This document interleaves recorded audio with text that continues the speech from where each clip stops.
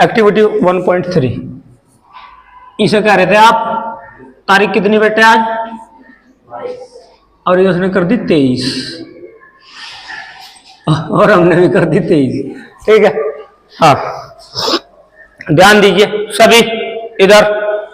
Activity 1.3 NCERT 10th class science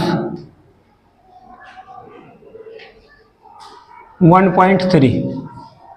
ठीक है, इस पे ध्यान मत दीजिए, 12th का था, ये एक्सपेरिमेंट करके बच्चे जान लिए। अब एक्टिविटी 1.3 क्लास 10th, इसमें क्या करना है, देखो ये एक्टिविटी जो आपकी बुक में दी गई है एक नॉर्मल तरीके से दी गई, क्या कि भाई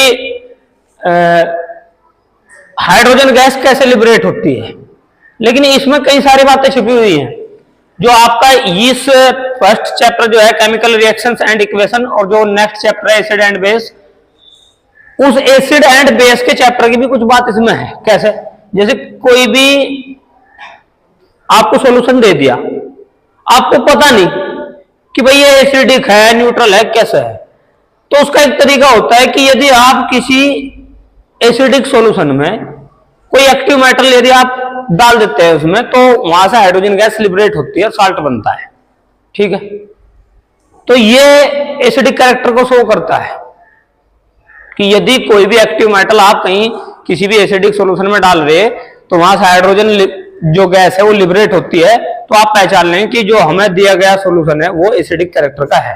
ये एसिड बेस के चैप्टर के बेस पे बात है, ये एसिड बेस वाले चैप्टर की टर्म में बात है। ठीक, अब हम चलते हैं इस chemical equation and chemical reaction and equation वाले यानी फर्स्ट चैप्टर में। क्या इसमें आप एक प्रकार से यहां पर पढ़ेंगे डिस्प्लेसमेंट रिएक्शन।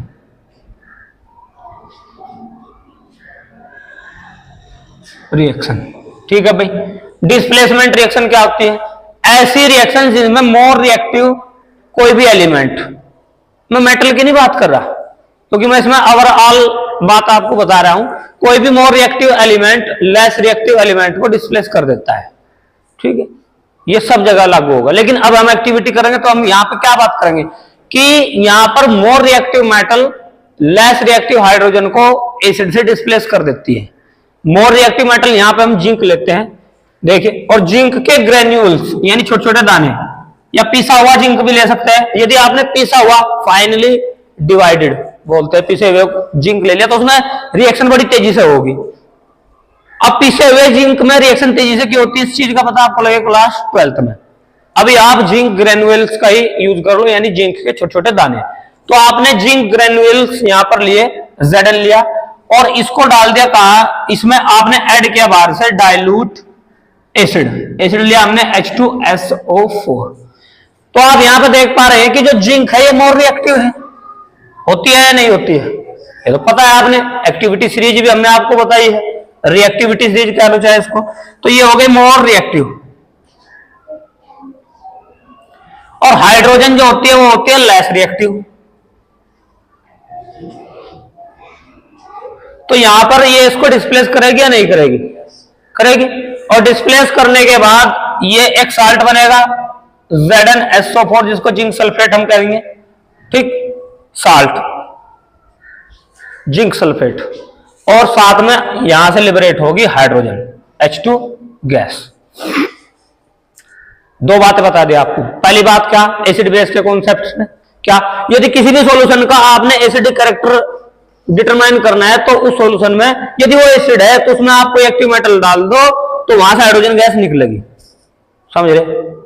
तो आप बता दें कि भाई जो सॉल्यूशन आपको दिया गया ये एसिडिक कैरेक्टर का है। अगर ऐसा नहीं हो रहा तो वो एसिड नहीं, वो पता नहीं क्या दे दिया फिर आपको। अब जो पहला चैप्टर वो एक्टिविटी हमारी displacement reaction, chemical reactions and equation, first chapter उसमें केमिकल रिएक्शंस है, तो उसी का एक टाइप आता है डिस्प्लेसमेंट रिएक्शन। वो क्या, आपने डाइल्यूट एसिड, अब यहां डाइल्यूट HCl भी ले सकते हैं, ये जरूरी नहीं कि आप H2SO4 ही लेंगे, इसमें जिंक ग्रेन्यूल्स में ये आपने डाल दिया तो वहां से हाइड्रोजन गैस लिबरेट होगी। अब यहां पे मजे की बात है भाई, हम पहचाने कैसे कि हाइड्रोजन गैस ये है, क्या कुछ और निकल रहा हो, है ना, ये इंपॉर्टेंट है।